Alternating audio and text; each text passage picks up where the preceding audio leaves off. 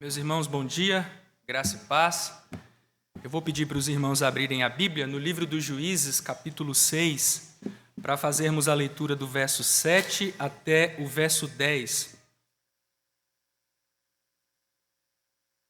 Juízes, capítulo 6, do verso 7 até o verso 10. O texto de nossa meditação nessa manhã.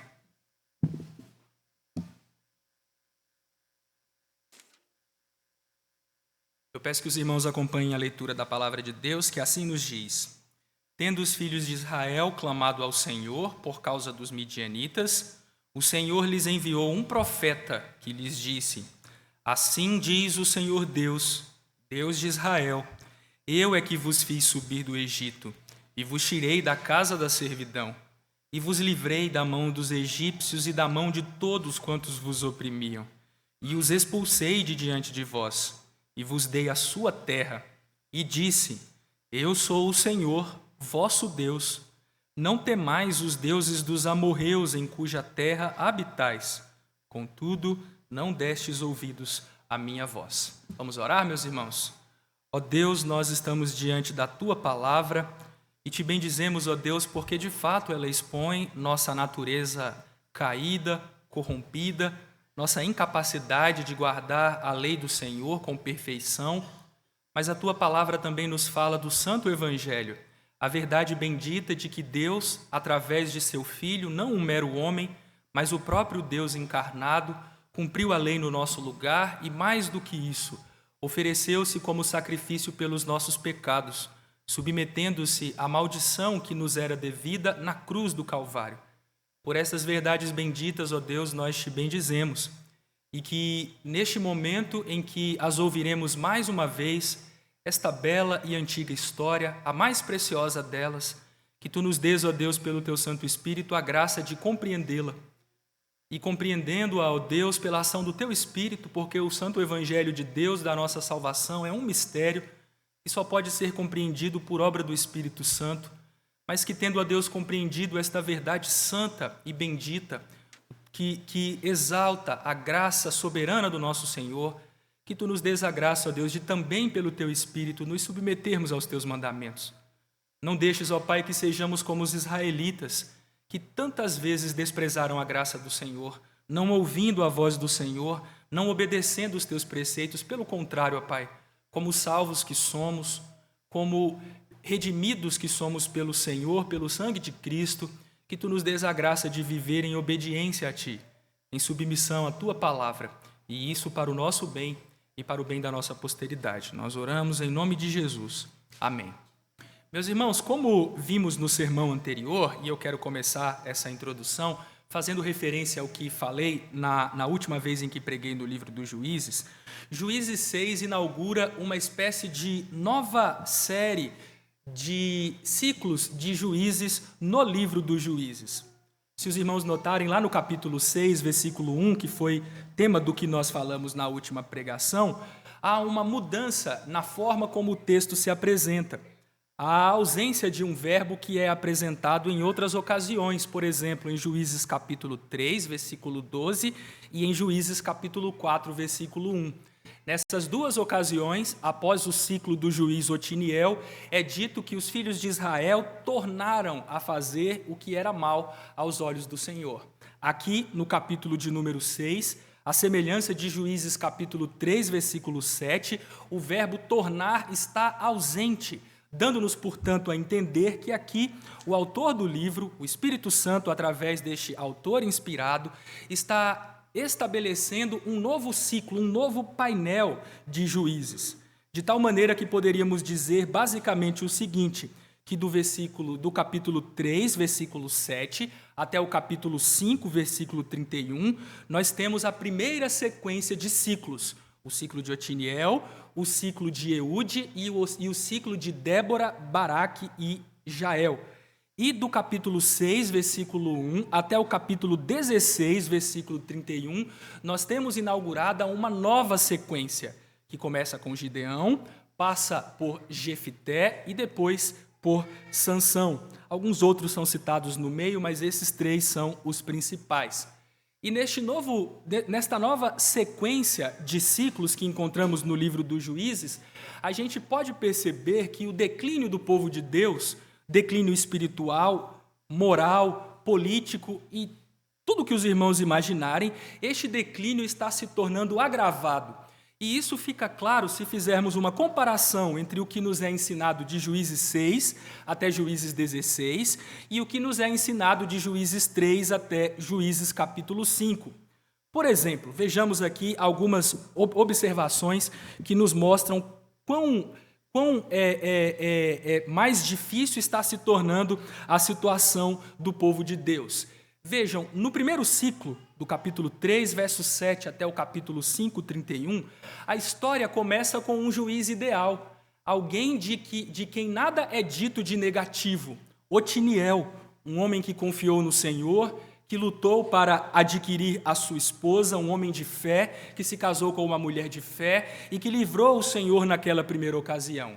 E depois nós encontramos juízes complicados, é verdade, Eude e Baraque. Então, um juiz ideal e depois problemas com Eude e Baraque. Porém, vejam que no segundo ciclo, o primeiro juiz é o exato oposto de Otiniel. Não há um juiz ideal. O primeiro dos juízes deste segundo ciclo é Gideão, um homem relutante, um homem com dificuldade de crer nas promessas do Senhor e um homem que durante a sua vida desviou o povo de Deus, embora tendo realizado feitos impressionantes. Portanto, vejam, o povo de Deus está se tornando ainda mais desviado do Senhor, está se afastando ainda mais do propósito que o Senhor Deus estabeleceu para o seu povo. Aqui, neste segundo ciclo, se fizermos uma comparação com os ciclos anteriores, perceberemos a aparição de algumas coisas que até então não tínhamos visto.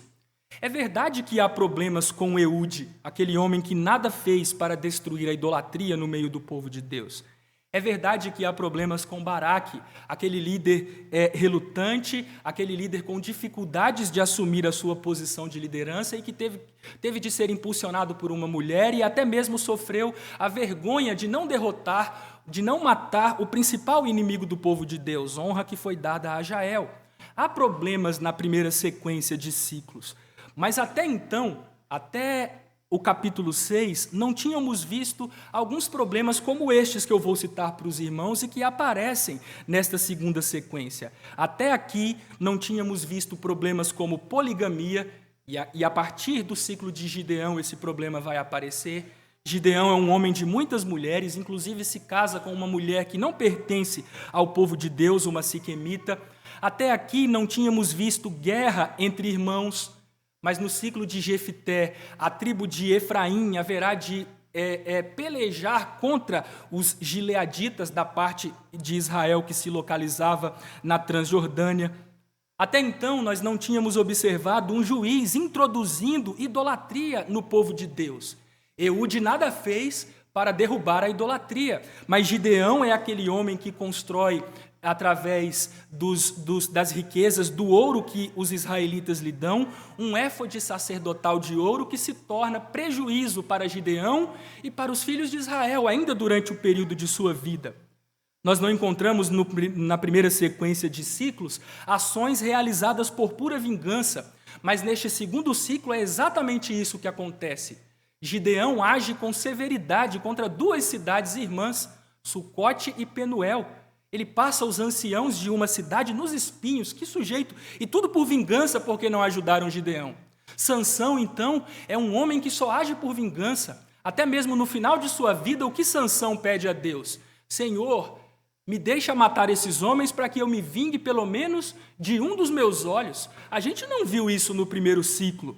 A gente não viu no primeiro ciclo fratricídio. Mas o filho de Gideão, o maior legado de Gideão para Israel, Abimeleque, matou os seus 70 irmãos. Crime terrível.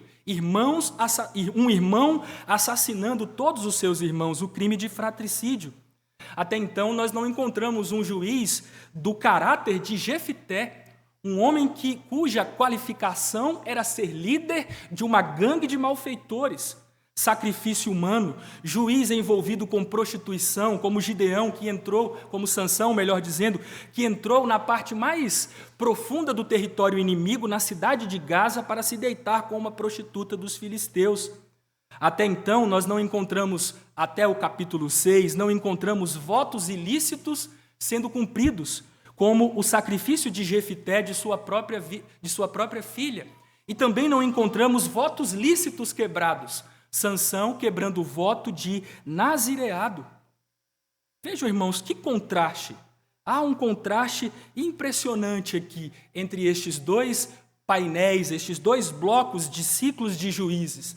E eles foram colocados desta maneira para demonstrar uma verdade para nós. À medida que o povo de Deus não se arrepende, não abandona os seus pecados, eles vão se tornando cada vez piores. Vejam ainda um contraste.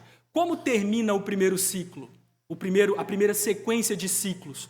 Com o cântico de vitória, no capítulo 5, o cântico que entoaram Débora e Baraque. Mas como termina o segundo bloco de ciclos? Com Sansão morrendo em território adversário. Vejam que coisa sombria. E isso daqui deveríamos notar essas questões, observar como o povo de Deus está ficando cada vez mais desviado, está abandonando o Senhor e se tornando mais parecido e até pior do que os seus inimigos. De fato, este novo encadeamento de narrativas particulares de juízes relata histórias perturbadoras. E às vezes na nossa leitura, típica leitura moralista que fazemos, não percebemos estas coisas. Você sempre que ouviu a história de Gideão, ouviu coisas muito boas. Eu tenho certeza disso. É sempre aquela visão romantizada destes líderes. E eles foram homens de fé, porque eles não são heróis da moralidade, como sempre temos ouvido. Mas as histórias aqui retratadas são histórias perturbadoras. Perturbadoras, que nos ensinam quão terrível é o povo de Deus permanecer endurecido no engano do pecado. Mas diante desta situação, o povo de Deus reincidindo e se tornando pior do que seus pais, como lemos em Juízes capítulo 2, versículo 19, devemos perguntar: como Deus reagirá diante disso? Qual será a reação do Senhor ao desvio cada vez mais acentuado de seu povo?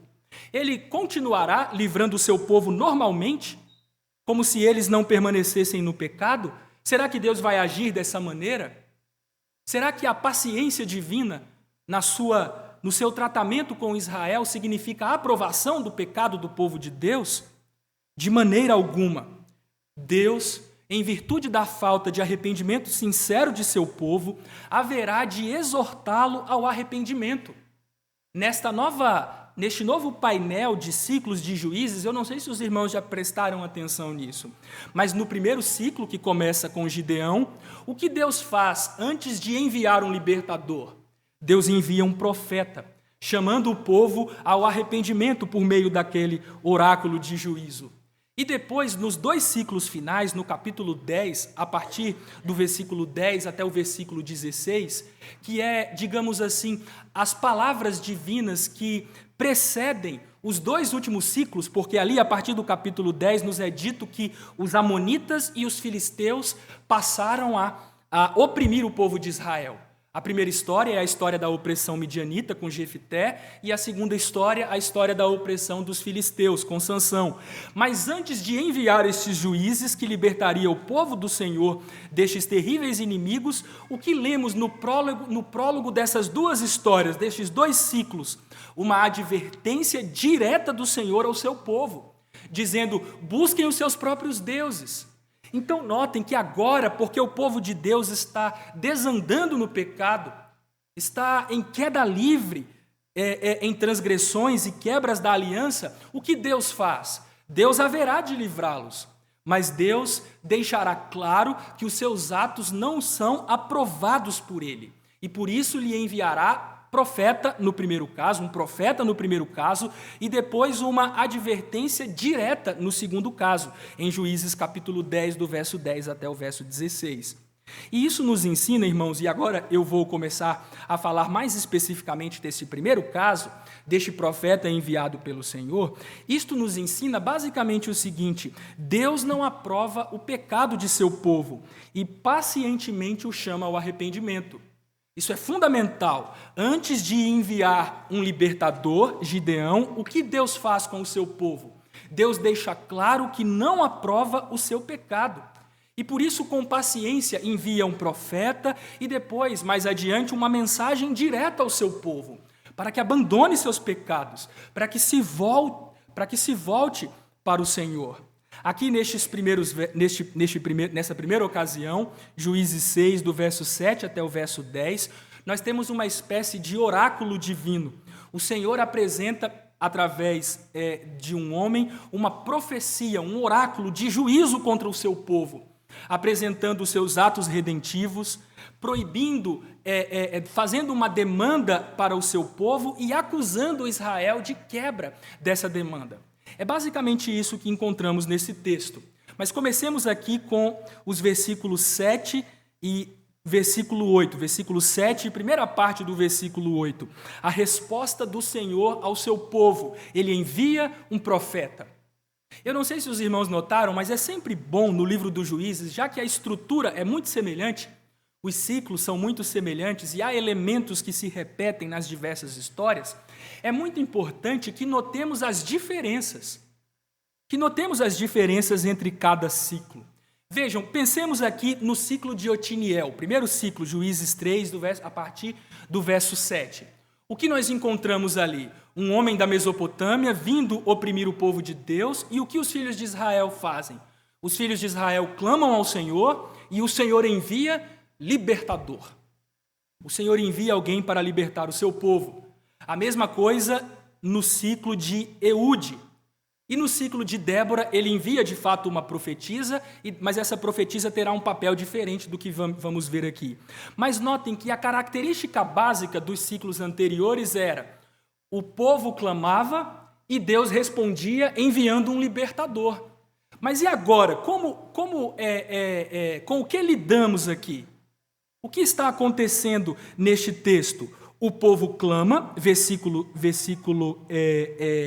de número 6, final do versículo 6, então os filhos de Israel clamaram ao Senhor, e no versículo 7 é repetido essa afirmação: tendo os filhos de Israel clamado ao Senhor por causa dos midianitas, quem Deus envia? Um libertador? Não, irmãos. Deus não envia um libertador agora. Deus envia um profeta. E talvez você esteja dizendo: pastor, você está exagerando, porque no ciclo anterior, Deus também levantou uma profetisa. Mas qual foi o papel de Débora no ciclo anterior? Deus a levantou para que, através dela, aquele indivíduo relutante, Baraque, com traços graves de covardia, realizasse sua tarefa, impulsionado pela palavra profética. Mas qual é o papel deste profeta aqui? É incentivar algum juiz relutante, algum homem com dificuldade de assumir a sua tarefa? De maneira nenhuma. O papel desse profeta é fazer uma acusação formal contra Israel. É dizer a Israel: vejam o que o Senhor fez por vocês. Vejam o que o Senhor demandou de vocês. Pior do que isso, vejam a reação traiçoeira, indigna de vocês aos benefícios da aliança. É para isso que esse profeta é levantado, apenas para fazer uma acusação de infidelidade ao povo de Deus. Um comentarista resumiu a diferença entre este profeta, que não é nomeado, e Débora no ciclo anterior, dizendo o seguinte: mas ele funciona com um contraste agudamente distinto. Ele não está colocando em movimento o processo de libertação, como fez Débora. Débora foi um instrumento de Deus para colocar em movimento o processo de libertação do seu povo. Esse profeta não age assim. Ele está formalmente acusando os israelitas por quebra da aliança e dizendo-lhes que eles perderam todo o direito de livramento. É para isso que este homem foi levantado. Ele foi levantado por Deus para acusar seu povo e para dizer: vocês nada merecem, Pelo contrário, vocês são traiçoeiros, infiéis, desleais. Não fazem aquilo que o Senhor demandou de vocês. Na verdade, o profeta mostra que diante de tudo que Deus fez, o livramento miraculoso do Egito, a conquista da terra, o estabelecimento de um pacto, Israel age de maneira desleal. O que faz Israel diante de tudo que Deus fez? Isso é resumido na frase, na oração final do verso 10. Contudo, não destes ouvidos à minha voz. Portanto, irmãos, o que esta sessão, esta passagem nos ensina é que ela é tanto um exemplo da paciência de Deus, como também uma advertência. Deus é paciente, Deus está livrando o seu povo, mas é como se Deus estivesse dizendo para Israel: cuidado, voltem-se para mim em arrependimento. Deus não podia simplesmente livrá-los, pois o que isso poderia aparentar para Israel? Isso poderia aparentar que o Senhor estava apoiando os seus maus caminhos. Deus queria deixar claro que os israelitas precisavam se emendar, que Deus não é um serviço VIP de entrega. Você pode fazer o que você quiser, você pode andar como bem entender, e quando as coisas derem errado, você recorre a Deus e Deus simplesmente vai atender seu pedido. Deus não poderia dar essa sensação para Israel, como se estivesse dizendo, vivam do jeito que desejarem, e quando tudo for mal, peçam ajuda. Não é assim, as coisas não funcionam desse jeito. E Deus, ao levantar um profeta, nos ensina esta verdade. O Senhor é paciente, o Senhor é longânimo, porém Deus demanda de seu povo retidão e fidelidade, compromisso com a aliança, coração quebrantado, contrito, arrependimento. Agora vejam, irmãos, quantos crentes não agem como os filhos de Israel? Confundem a paciência divina, a misericórdia de Deus na concessão de livramentos, nas respostas dadas às orações, como sinal de aprovação de seus maus caminhos. Eles acham que a paciência de Deus, que é tardio em irar-se, que se delonga, que tem um longo fôlego até executar o seu juízo, que essa paciência é um sinal de aprovação. Não é, irmãos. Paciência não é sinal de aprovação. Quando Deus é paciente conosco, Ele está nos fornecendo oportunidades de arrependimento. Mas muitos crentes agem assim. Eles acham que a bondade de Deus, tantas vezes manifesta para com sua vida, é uma licença para o pecado, é uma aprovação para suas práticas pecaminosas, e não abandonam suas práticas pecaminosas e nem manifestam qualquer evidência de contrição. Meu irmão, deixa eu dizer para você nessa manhã, com sinceridade, se você é deste tipo de crente que acha que pode viver como quer, e quando as coisas começarem a apertar, você pode se dirigir a Deus, e Ele, como um serviço VIP de delivery, haverá de responder suas orações, eu quero adverti-lo, cuidado. Nesta manhã, Deus está lhe chamando ao arrependimento, emende os seus caminhos. Deus não é nosso empregado, Ele é nosso Senhor. E se permanecemos nos nossos pecados, sem qualquer arrependimento, continuando nas práticas perversas em que nos encontramos, Deus haverá, mesmo sendo paciente, nos dando oportunidades, o dia do acerto de contas chegará. Não se engane, paciência não é aprovação. Paciência é sinal de que você precisa se arrepender, de que Deus é bondoso e que Ele está dando oportunidades para se voltar para Ele. Deus responde ao seu povo enviando um profeta. Essa é a resposta divina. E o que este profeta faz? Este profeta apresenta um oráculo. E a primeira parte desse oráculo, o primeiro elemento, e aqui eu chego ao segundo ponto, depois de enviar o profeta, o que o profeta faz? Ele descreve resumidamente as ações de Deus em favor de seu povo. Este oráculo divino, este oráculo apresentado pelo Senhor, entregue pelo Senhor ao seu povo, destaca a graça, o evangelho, aquilo que o Senhor tem realizado em favor de seu povo. E sabem o que é interessante? É que aqui ele começa com a fórmula clássica de discurso profético. Assim diz o Senhor, o Deus de Israel. E depois de desta fórmula clássica, todas as expressões são proferidas em primeira pessoa. Isso mostra que aquele profeta não está agindo por interpretação pessoal, pelo contrário, ele é simplesmente a boca de Deus, a voz do Senhor, as palavras do Senhor, é o próprio Deus quem está falando. O profeta é um mero instrumento. E o que Deus fala ao seu povo? Deus apresenta em resumo suas ações graciosas. Aqui nós temos uma versão mais extensa. Talvez os irmãos não se recordem, mas no ano passado eu preguei sobre Juízes capítulo 2, do verso 1 até o verso 5.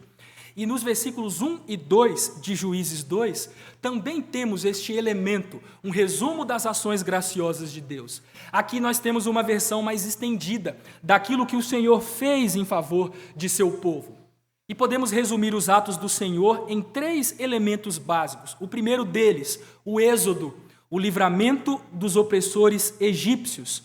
Vejam como Deus começa se dirigindo ao seu povo, no versículo 8. Assim diz o Senhor Deus de Israel, eu é que vos fiz subir do Egito, e vos tirei da casa da servidão, e vos livrei da mão dos egípcios. Aqui é uma clara referência a este que é o evento paradigmático do Antigo Testamento da redenção, o livramento da opressão egípcia, o livramento do cativeiro de Faraó, da casa da servidão. Pare para pensar, irmãos, essa ação é uma ação completamente sobrenatural. Foi Deus quem tirou Israel do Egito, da casa da servidão. Israel não tinha a menor chance de se rebelar contra o Egito e seu poderio bélico. Eles até poderiam fazer isso, mas certamente não seriam vencedores. Os israelitas não tinham experiência militar. Eles eram um povo, mas não eram uma nação organizada, com um exército, com homens habilitados para a guerra. Tanto é assim que em Êxodo capítulo 13, versículo 17, quando Deus retira Israel do Egito, o que o Senhor faz? Notem, Êxodo 13, 17. Tendo o Faraó deixado ir o povo, Deus não o levou pelo caminho da terra dos filisteus, posto que mais perto, pois disse, para que porventura o povo não se arrependa, vendo a guerra, e torne ao Egito. Se o povo de Israel visse a guerra, eles ficariam espantados e retornariam para o Egito. Eles não tinham a menor condição de enfrentar, se eles não tinham condições de enfrentar os cananitas, que eram divididos em cidades-estados, em pequenas potências locais, quanto mais enfrentar a maior potência da época, o maior poderio bélico daquela região. Israel não tinha a menor condição de enfrentar os egípcios, um povo despreparado, sem organização militar, incapaz de enfrentar aquele poderoso exército. Quem foi o responsável por a saída de Israel do Egito? Por livrá-los da opressão, da casa da servidão? Isso foi apenas um ato gracioso, da graça soberana de Deus. Deus foi o único responsável por tirar Israel do Egito e livrá-lo da opressão. Como aprendemos em Êxodo capítulo 6, versículo 6. Portanto, dize aos filhos de Israel, eu sou o Senhor, eu vos livrarei de debaixo das cargas do Egito, e vos livrarei da sua servidão, e vos resgatarei com o braço estendido e com grandes manifestações de julgamento. O êxodo é um ato da graça soberana e poderosa do Senhor, não um triunfo do gênio, da habilidade ou do poderio militar de Israel. Mas notem que o profeta, o Senhor, através do profeta, também afirma que, além de livrar Israel de seus opressores egípcios, ele os livrou dos cananitas, dando-lhes sua terra, a conquista de Canaã. Ele diz no versículo 9, vos livrei das mãos dos egípcios e da mão de todos quantos vos oprimiam, e os expulsei de diante de vós e vos dei sua terra. A conquista da terra foi também, tal qual o êxodo, um ato da graça soberana de Deus. Embora aquelas nações não tivessem o mesmo poder que os egípcios possuíam, Israel não tinha condições de conquistá-los. E mesmo aquelas cidades menores. Eu vou apenas lembrar os irmãos, sempre que falo desse assunto, eu gosto de citar os casos de Jericó e de Ai. Aquelas duas cidades. Jericó conquistada de forma inusitada, miraculosa. E Ai era uma cidade menor do que tinha um poderio militar menor do que o de Israel. Mas o que os israelitas experimentaram contra a cidade de Ai? Derrota. Derrota por quê? Por causa do pecado. Deus estava deixando claro para o seu povo: não é o poderio militar que vai lhe dar essa terra. É fidelidade à aliança. É a graça de Deus concedida àqueles que o temem. Não é, embora Josué fosse um poderoso e inteligente general, embora o povo de Deus naquela ocasião já estivesse mais organizado, vitória e derrota dependem do Senhor. A conquista da terra era uma dádiva divina, em cumprimento às suas promessas feitas aos pais, Abraão, Isaque e Jacó. Deus chegou mesmo a fazer um juramento que é citado no Novo Testamento, na carta aos Hebreus. Não tendo alguém acima de si mesmo para poder jurar o que Deus fez, Deus jurou por si mesmo que a descendência de Israel possuiria os portões, as cidades de seus inimigos. Gênesis capítulo 22, do versículo 15 ao versículo 18. Ali a palavra que é traduzida por cidades, na verdade é a palavra portões, apontando para o fato de que Israel conquistaria cidades muradas, fortificadas, poderosíssimas. Por quê? Porque Deus cumpre suas promessas. E isso fica ainda mais claro que o êxodo e a conquista da terra são dádivas graciosas de Deus em cumprimento fiel às suas promessas, quando lemos o versículo de número 10, a primeira parte deles, quando Deus diz assim: eu sou o Senhor vosso Deus. Eu sou o Senhor vosso Deus. Portanto, este oráculo começa apresentando os feitos do Senhor, o êxodo, a conquista da terra, e depois apresentando o fundamento. Qual é o fundamento de toda esta manifestação graciosa de Deus em favor de Israel? Aliança, pacto. Deus estabeleceu um relacionamento especial com o seu povo, um relacionamento pactual, uma aliança graciosa. A expressão "eu sou o Senhor vosso Deus" é uma declaração abreviada que nos lembra, que nos remete para aqueles textos em que o Senhor diz estabelecer uma aliança com o seu povo. Uma das declarações mais completas deste relacionamento do Senhor com o seu povo se encontra em Levítico capítulo 26, do verso 11 até o verso 13. Quando Deus declara de maneira mais ampla o relacionamento que tem com o seu povo, Deus diz assim: porém o meu tabernáculo no meio de vós, a minha alma não vos aborrecerá. Andarei entre vós e serei o vosso Deus, e vós sereis o meu povo. Eu sou o Senhor vosso Deus, que vos tirei da terra do Egito, para que não fosseis seus escravos. Quebrei os timões do vosso jugo e vos fiz andar eretos. Vejam que coisa, o Deus que estabeleceu o seu tabernáculo no meio de seu povo, o Deus que decidiu morar no meio de seu povo e andar com o seu povo, isto é sinal de que fez uma aliança conosco. Ele é o nosso Deus, Ele é o nosso Senhor. Por que todas essas dádivas foram concedidas a Israel? Pura graça. Graça que se manifesta a nós, que aprove a Deus nos conceder ao fazer conosco um pacto. É porque Deus é o Senhor da aliança que todas essas bênçãos foram concedidas ao seu povo. Como disse um comentarista, esta declaração, eu sou o Senhor vosso Deus, enfatiza que as ações de Deus como expressões de um relacionamento espiritual que soberanamente Ele estabeleceu com Israel. E que relacionamento especial é este? Um pacto.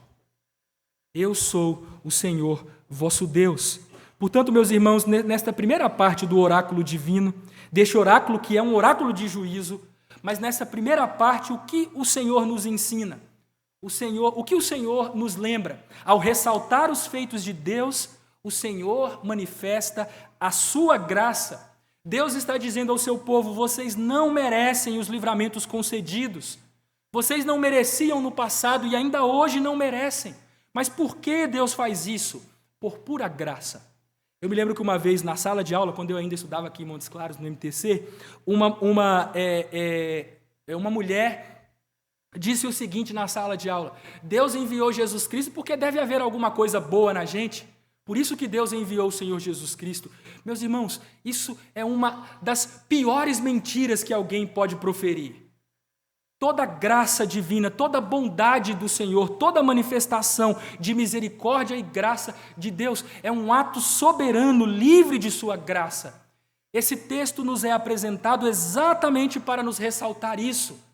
A glória da salvação não pertence aos homens, nem um pouquinho dela, nada, absolutamente nada pertence ao homem. Toda a glória dos livramentos que Israel recebeu, da salvação que temos no Senhor Jesus Cristo, toda a glória pertence unicamente a Deus. O êxodo, a conquista da terra, os livramentos que Israel experimentou quando os cananitas, porque eles desobedeceram, começaram a oprimi-los, tudo isso é um tributo à glória da graça de Deus, não ao homem, não ao homem. A glória pertence ao Senhor. Mas notem que na última parte do oráculo, em terceiro lugar, nós aprendemos sobre a desobediência de Israel à demanda divina. Como foi ressaltado pelo reverendo Gustavo em nossa liturgia, a graça, o evangelho, precede a lei. A graça, o evangelho precede a lei. Vejam, o que o texto nos ensina? Eu vos tirei do Egito, vos livrei da casa da servidão, vos livrei de todos os que vos oprimiam, os expulsei de diante de vós, dei a terra para vocês, e então Deus diz, eu sou o Senhor vosso Deus, não temais os deuses dos amorreus, em cuja terra habitais. A demanda do pacto, as normas da aliança, decorrem da graça divina manifesta fielmente na aliança. A ação graciosa de Deus em fidelidade ao pacto, tirando Israel do Egito e dando-lhe a terra prometida, é o fundamento, é a razão da demanda divina por obediência. É obediência por causa do livramento, não livramento por causa da obediência. Essa ordem importa, irmãos. As palavras importam, as preposições importam. Salvação para obediência, não salvação por causa da obediência. Isso é fundamental. E a depender do tipo de construção que utilizarmos, nós experimentaremos os céus ou seremos condenados ao inferno. Isso importa. Isso importa. Os legalistas que se julgam dignos, merecedores da salvação, estão perdidos, a menos que se arrependam e reconheçam que não é por o que fazemos, é por causa da graça. Mas notem que a graça de Deus manifesta em fidelidade à aliança, disso, do Evangelho, decorre a demanda por obediência. É verdade que toda obediência cristã é obediência evangélica, é obediência que procede da fé. Mas não podemos negar que, uma vez que Deus é gracioso, uma vez que Deus manifesta em fidelidade à aliança, bondade e misericórdia para com o seu povo, ele demanda fidelidade. O Senhor afirmou, diante de tudo isso, não temais os deuses dos amorreus em cuja terra habitais. O Senhor está ensinando ao seu povo que não tolerará rivais. Não tolerará rivais. Na Bíblia, um dos nomes de Deus é o nome zeloso. Em Êxodo 34:14, Deus se dirige assim, porque não adorarás ao seu povo. Ele se dirige assim, porque não adorarás outro Deus. Pois o nome do Senhor é zeloso. Sim, Deus zeloso é Ele. Isso evoca a figura do casamento. O fato de que não pode haver desprezo, violação do acordo pactual feito entre os cônjuges. Deus está prometendo fidelidade ao seu povo, mas também demanda de seu povo fidelidade. O livro do profeta Oséias é construído em torno dessa figura, do fato de que o Senhor tem sido fiel às suas promessas, mas Israel tem traído o Senhor, tem adulterado contra o seu fiel e bondoso marido com os ídolos. Adultério espiritual é coisa grave. E é por isso que, tal qual o adultério, digamos, carnal, que era punido com pena capital, tal devia ser o adultério espiritual. Os idólatras deveriam ser mortos em Israel, pena capital. E, aliás, não se esqueçam, meus irmãos, a dureza de Israel na prática deste pecado é que conduz ao justificado divórcio do Senhor com Israel. Deus concedeu carta de divórcio ao seu povo por causa de sua maldade, por causa de seu adultério. E não pense que isso se restringe a Israel. No Novo Testamento, na carta de Tiago, no capítulo 4, o povo de Deus é chamado de infiel. E eu não sei se os irmãos sabem, mas a palavra traduzida por infiéis é a palavra adúltero e está no gênero feminino em grego. Ali está se evocando a figura de Deus como o marido e a igreja como sua esposa. E quando a igreja se envolve com o mundo, o que a igreja está praticando? Adultério espiritual, se envolvendo com ídolos. Deus não tolerará isso. Não temais os deuses dos amorreus em cuja terra habitais. Porém, infelizmente, Israel não deu ouvidos à voz de Deus. O texto termina com a triste declaração: contudo, não destes ouvidos à minha voz. Israel desprezou a misericórdia e a fidelidade de Deus à aliança. Israel serviu aos deuses dos amorreus. Essa, portanto, é a parte do oráculo de julgamento, de juízo, em que Deus acusa formalmente o seu povo. Vocês deveriam agir assim, diante de tamanha graça que eu manifestei para convosco, para com vocês. Mas, infelizmente, o povo de Deus não deu ouvidos à voz do Senhor e se envolveu com os ídolos. O ciclo de Gideão vai nos ensinar isso com clareza. O povo que clama no versículo 6 e no versículo 7 é o povo que mantém na cidade de Ofra dos Abiesritas um altar a Baal e ao poste ídolo. Vejam que coisa, né? Estão clamando a Deus, mas no quintal o que eles têm? Um altar dedicado aos deuses dos amorreus.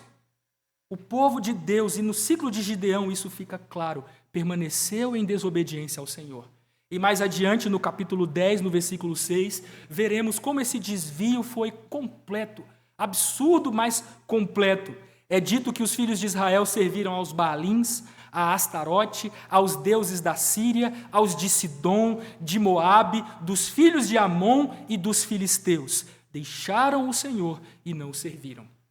Diante de tamanha graça, diante da misericórdia do Senhor, manifesta fielmente a aliança. O povo de Deus não deu ouvidos à sua voz.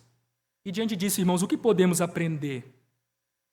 Eu vou fazer apenas 2 aplicações. A primeira delas, uma advertência contra desprezar a graça de Deus. Cuidado, meu irmão, não despreze a graça paciente de Deus. A graça tão reluzente nestes versos é destacada para incitar o povo ao arrependimento, mas também é uma advertência contra um grave pecado, o pecado de desprezar tamanha graça divina. Em Hebreus capítulo 10, do verso 29 ao verso 31, o Senhor nos adverte contra este grave pecado, o pecado de desprezar a graça de Deus, dizendo: de quanto mais severo castigo julgais, vos será considerado digno aquele que calcou aos pés o Filho de Deus, e profanou o sangue da aliança com o qual foi santificado, e ultrajou o Espírito da graça.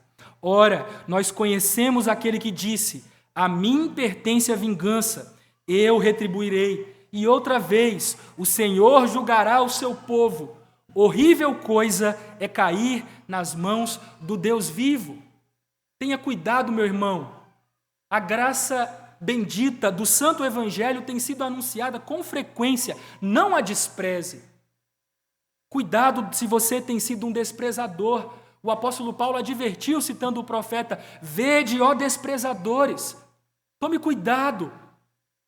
Não despreze a graça. E aqui eu gostaria de lembrá-lo uma coisa: existem pecados que são mais graves do que outros por sua própria natureza. E um dos pecados mais graves, talvez abaixo só do pecado imperdoável, na verdade, o próprio pecado imperdoável, um dos pecados mais graves o pecado mais grave é exatamente desprezar a graça divina. Meus irmãos, isso é pior do que os pecados de imoralidade e perversão sexuais. Isto é pior do que matar criancinhas no ventre de suas mães. Eu vejo muitos crentes colocando-se como conservadores e dizendo: olha, o mundo está perdido. Eles estão nas suas práticas sexuais imorais, estão matando crianças no ventre. Mas sabem o que o Senhor Jesus Cristo disse para as cidades israelitas? Em Mateus capítulo 11, do verso 20 até o verso 24, que aquelas cidades eram piores do que Tiro e Sidom e do que Sodoma e Gomorra. Quais pecados eram cometidos em Sodoma? Os pecados que hoje criticamos, não é verdade? Quais pecados eram cometidos por os adoradores de Baal? Dentre eles, o sacrifício de bebês, de crianças. E Jesus está dizendo que aquelas cidades de Israel, moralistas, certamente, eram piores. O rigor do juízo de Deus seria maior contra elas do que contra Sodoma e Gomorra, Tiro e Sidom. Meus irmãos, se você vem à igreja domingo após domingo, ouve a pregação fiel da palavra de Deus, o Santo Evangelho, participa das santas insígnias, dos emblemas sagrados que apontam, que sinalizam a graça e que aplicam a graça no coração dos crentes, os sacramentos, especialmente a ceia do Senhor, mas permanece na prática do pecado, desprezando o Senhor e seu santo evangelho, a sua graça, você é pior do que quem comete aborto. Seu pecado é mais grave e eu gostaria de chamar sua atenção. Volte-se para o Senhor em arrependimento. Quando a graça é pregada, ela é uma advertência contra o desprezo. Cuidado! Talvez você esteja aqui toda semana ouvindo os sermões e no último dia, os pervertidos sexuais terão um rigor menor do que o seu. Os assassinos de bebês terão um rigor menor do que o seu. Cuidado se você é um desprezador da graça. Não se engane, a graça é anunciada para que nos voltemos para Deus quebrantados, contritos em arrependimento, não desprezando-a, como se Deus estivesse aprovando os nossos pecados. Em segundo lugar, uma última aplicação, não confundamos, isso é fundamental, não confundamos a paciência divina com a aprovação do pecado. O fato de Deus ter concedido livramentos a Israel, apesar de sua falta de arrependimento sincero, não era sinal de anuência divina. Deus não estava consentindo com aquilo. Deus não estava satisfeito com a postura de seu povo. Prova é a qualificação dos líderes que ele levantou. Prova disso é a qualificação dos líderes que ele levantou. Prova disso é o fato de que Deus enviou um profeta para acusá-los de quebra dos termos pactuais. Deus não estava satisfeito com os pecados de seu povo. Seus livramentos, suas bênçãos, as graças manifestas não eram demonstração de aprovação.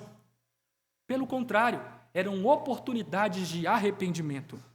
O objetivo da paciência divina é nos conduzir ao arrependimento, não incentivar nossa continuidade no pecado. Eu encerro com essas palavras, meus irmãos. O objetivo da paciência divina é nos conduzir ao arrependimento, não incentivar nossa continuidade no pecado. Que Deus tenha misericórdia de nós e que Ele nos ajude a louvá-lo pela sua graça e não desprezá-lo por ser tão gracioso como tem sido para conosco. Vamos ficar em pé, meus irmãos? Vamos orar ao Senhor.